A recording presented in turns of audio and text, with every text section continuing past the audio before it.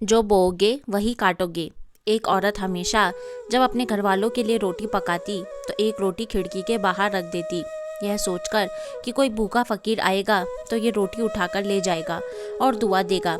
जब वह औरत खिड़की पर रोटी रखती तो एक फकीर वहाँ पर आता और उस रोटी को उठाकर चल देता और बोलते जाता, जो तुम बुरा करोगे वह तुम्हारे साथ रहेगा और जो तुम अच्छा करोगे वह तुम तक लौटकर ज़रूर आएगा।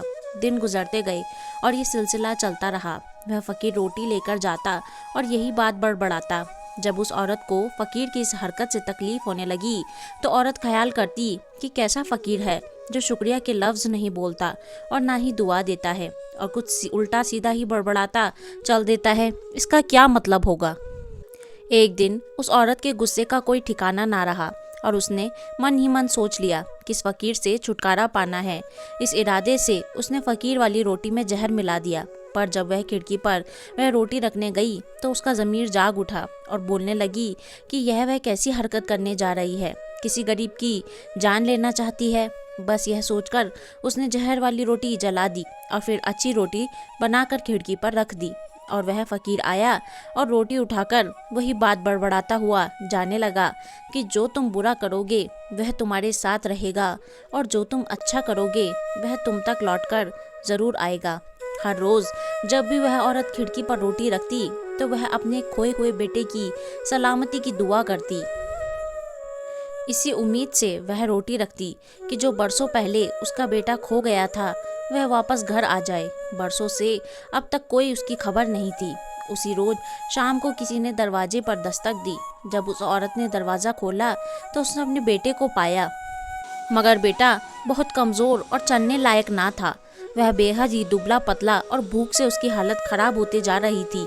जैसे ही उसने अपनी माँ को देखा तो बोला कि माँ, यह एक चमत्कार ही है जो आज मैं जिंदा हूँ। कुछ मील दूर मेरी हालत भूख से इतनी खस्ता थी कि मैं एक कदम भी चल नहीं पा रहा था। न वहाँ इंसानी आबादी थी न कुछ खाने पीने को। अगर ऐसे ही चलता तो वहीं पर मर जाता। पर वहाँ से एक फ़कीर गुजर रहा था जिसने मेरी हालत पर तरस खाई और उसने अपने थैले से एक रोटी निकाल कर मुझे खिलाई और बोला कि रोज़ तो मैं ये रोटी ही खाता हूँ, पर आज इसकी ज़रूरत मुझसे ज़्यादा तुझे है, इसे खा ले। बस वही रोटी खाकर मुझे अपने घर तक पहुँचने की ताकत मिली और यहाँ तक पहुँच सका।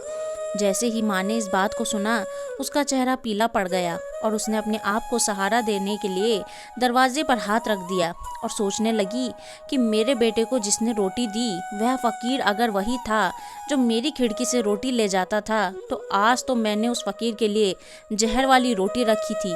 अगर वह रोटी मैं वापस नहीं लेती तो वही रोटी वह फ़कीर अनजाने में मेरे बेटे को ही दे देता और मेरा बेटा वहीं पर मर जाता।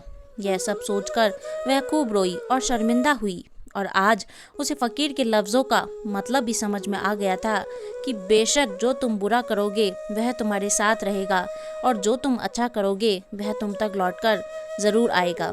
दोस्तों, आपको हमारी यह कहानी कैसी लगी कमेंट करके ज़रूर बताएं।